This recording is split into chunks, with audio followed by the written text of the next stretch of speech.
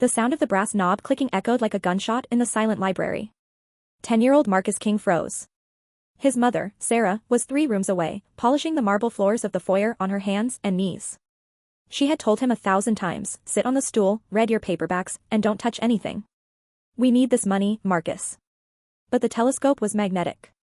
It was a Celestron CGXL, a piece of machinery worth more than the apartment Marcus and his mother lived in. He hadn't meant to touch it. He just wanted to adjust the declination axis because he knew, based on the time of year and their latitude, the billionaire had it pointed at nothing but empty void. If he just moved it 3 degrees south. You know, a gravelly voice thundered from the shadows of the oak bookshelf, that glass is calibrated to a fraction of a millimeter. Marcus snatched his hand back, his heart hammering against his ribs like a trapped bird. He spun around. Elias Sterling, the tech mogul whose name was on half the servers in Silicon Valley, stood there leaning on a cane. He looked like a storm cloud in a 3-piece suit. Marcus couldn't breathe. He saw his mother's face in his mind, the disappointment, the fear of losing her job, the eviction notice they were barely holding off. I'm sorry, sir, Marcus whispered, his voice trembling. I was just smudging my lens? Sterling stepped closer, his eyes narrowing. No, sir. I was fixing the ascension. You were aiming at Vega, but at this time of night in October, Vega is already dipping below the horizon. You were pointing at a street lamp. Sterling stopped. The silence stretched, heavy and suffocating. Then, the billionaire looked at the boy, then at the telescope, and finally yelled, Sarah. Before we find out what happens to Marcus, if you love stories about underdogs defying the odds and reaching for the stars, please hit that subscribe button and like this video. It helps us bring more incredible stories to you. Sarah came running, her hands still wet with soapy water, a rag clutched in her fist. Mr. Sterling. I am so sorry, he knows better, he's leaving right now, I'll. Quiet, Sarah, Sterling said, raising a hand. He didn't look at her. He was staring at Marcus. Boy, what is the escape velocity required to leave Earth's atmosphere? Sarah looked confused. Marcus blinked, his fear momentarily replaced by the comfort of data. 11.2 kilometers per second, sir. Or roughly 25,000 miles per hour. Sterling didn't smile. And if I wanted to send a payload to Mars, what transfer orbit would I use? The Hohmann transfer orbit, Marcus answered immediately. It uses the least amount of propellant.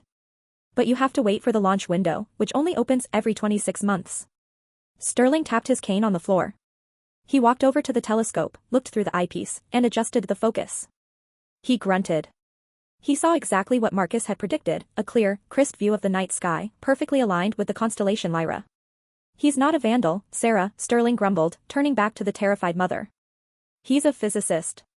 Why is he sitting on a stool in my kitchen reading comic books? They aren't comics, sir, Sarah said, her voice shaking but proud. They're textbooks.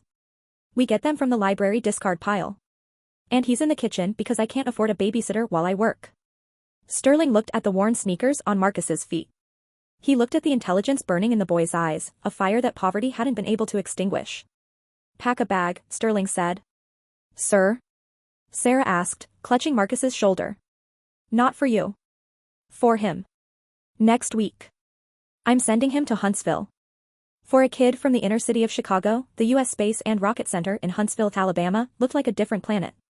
The Saturn V rocket stood erect against the skyline, a white pillar of human ambition that made the skyscrapers back home look like toys. Mr. Sterling hadn't just paid for a week of camp, he had endowed a full scholarship for the Advanced Space Academy, a program usually reserved for affluent kids with private tutors. Marcus stood in the dormitory holding his duffel bag. He was the only black kid in his bunk. The other boys were talking about their father's engineering jobs at Boeing or their summer vacations in Europe. Marcus kept his head down. He felt the familiar sting of imposter syndrome, the feeling that he had slipped through a door that was supposed to remain locked. Hey, a kid named Brad said, looking at Marcus's worn t-shirt. You lost? The cafeteria staff enters through the back. Marcus gripped his bag tighter. He wanted to say something, but the words stuck in his throat. He remembered his mother's voice before he left. You belong in the room, Marcus. Your brain takes up just as much space as theirs. Don't you shrink for anybody. I'm not staff, Marcus said quietly. I'm the pilot for Team Kennedy. Brad laughed. Pilot? That requires knowing the shuttle systems.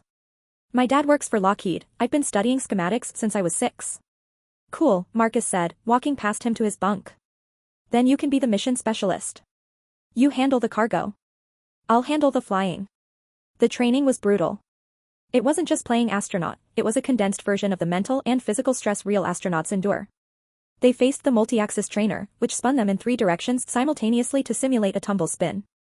They went underwater for scuba training to simulate microgravity EVAs, extravehicular activities. The breaking point for many came on day 3, the extended duration mission. It was a 12-hour simulation. Marcus was in the commander's seat of the mock shuttle Enterprise.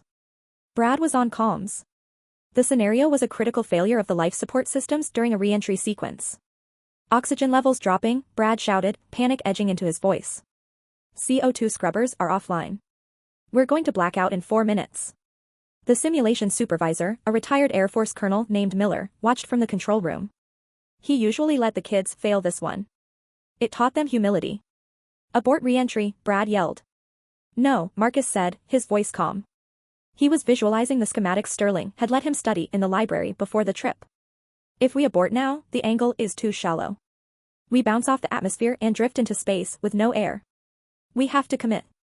We're going to die, another team member screamed. Quiet. Marcus commanded. The authority in his voice snapped the cockpit to attention. Isolate the reserve oxygen tank in the airlock.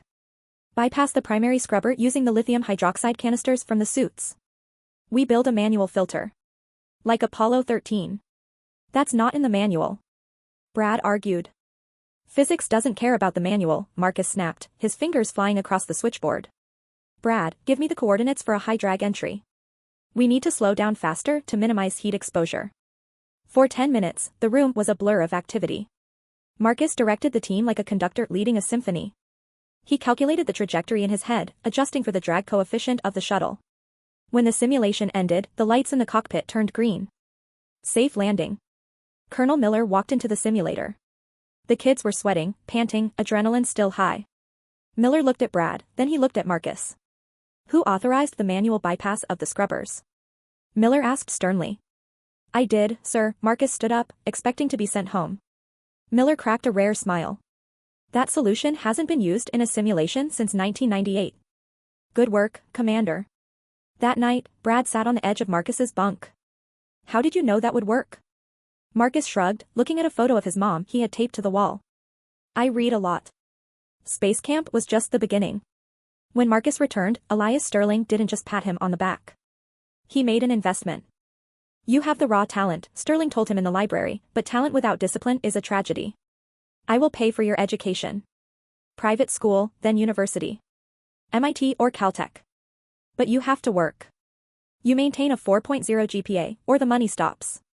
You learn Mandarin and Russian, because space is an international effort. You run 5 miles a day, because your body needs to be as strong as your mind. Marcus accepted the deal. The next 12 years were a blur of exhaustion and exhilaration. While other kids were partying, Marcus was in the lab. While his peers were sleeping, Marcus was running in the pre-dawn chill of Chicago, and later, Cambridge, Massachusetts. He graduated valedictorian from MIT with a dual degree in astrophysics and aeronautical engineering.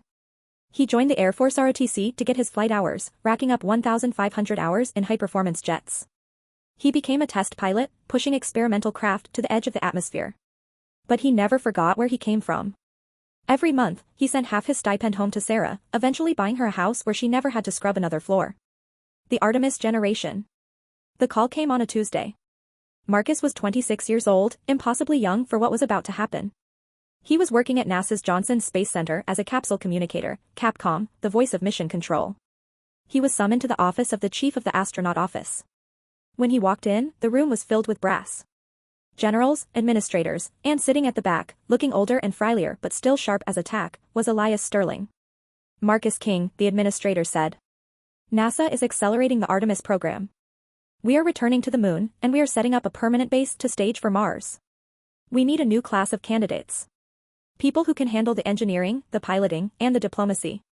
Marcus stood at attention. Yes, sir. The selection committee has reviewed your file. The academic records are flawless. Your Air Force service is exemplary. But Colonel Miller from Huntsville sent us a note from 15 years ago.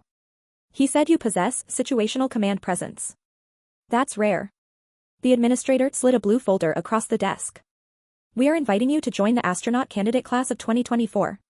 If you pass the 2-year training, you will be eligible for Artemis 5. You will be the youngest astronaut candidate in nearly 3 decades. Marcus felt the room spin. He looked at Sterling. The billionaire nodded once, a subtle acknowledgement of the return on his investment. 3 years later. Kennedy Space Center, Florida. The SLS, Space Launch System, rocket groaned as the hydrogen fuel chilled its tanks. It was a beast of a machine, taller than the Statue of Liberty. Marcus King sat strapped into the commander's seat of the Orion capsule. He was 29 years old. Beside him were 3 other astronauts as veterans, scientists, heroes. But Marcus was the one flying the ship. Inside his helmet, the comms crackled. Commander King, this is launch control. You are go for launch. T-10, 9, 8. Marcus closed his eyes for a split second. He saw the library. He saw the brass telescope. He saw his mother's raw, red hands scrubbing the floor. He saw the help-wanted ads she used to circle. He opened his eyes. He checked his monitors. 3, 2, 1. Engines start. Lift off. The G-force hit him like a sledgehammer. The roar was deafening, a continuous explosion that rattled his bones. But Marcus didn't panic. He watched the velocity indicator climb. Escape velocity, he thought. 11.2 kilometers per second. As the rocket pierced the cloud layer and the sky turned from blue to the infinite black of space, the shaking stopped. They were in orbit. Weightlessness took over. The pencil attached to his kneeboard floated up, dancing in the air. Marcus unbuckled and floated to the window. There it was. Earth. A blue marble suspended in the dark. No borders, no poverty, no billionaires, no cleaning ladies. Just one fragile, beautiful home. He keyed his mic. Houston, this is Artemis. Orbit achieved. The view, it's exactly like the book said. But better. Down in the VIP viewing area, miles away from the launch pad, an elderly Sarah King stood next to Elias Sterling. Tears streamed down her face as she watched the trail of fire disappear into the heavens. Sterling adjusted his suit jacket, leaning heavily on his cane. He adjusted the ascension perfectly, Sarah, he murmured. I told you. He wasn't a vandal. Sarah laughed through her tears, watching her son touch the stars. No, Mr. Sterling. He's an astronaut. Marcus King became the first human of his generation to step onto the lunar surface. His footprint joined Armstrong's and Cernan's, but his path was unique. His story wasn't just about genius. It was about the intersection of preparation and opportunity. There are thousands of Marcus Kings in the world right now, kids with galaxies in their minds, sitting in underfunded classrooms or waiting for their mothers to finish cleaning houses. They just need someone to let them look through the telescope. What an incredible journey from the kitchen stool to the commander's seat. It proves that no dream is too high if you have the courage to pursue it and the discipline to keep going. If this story inspired you, please subscribe to the channel and leave a comment below. If you could go to space, what is the first thing you'd look for? Thanks for watching, and remember, keep looking up.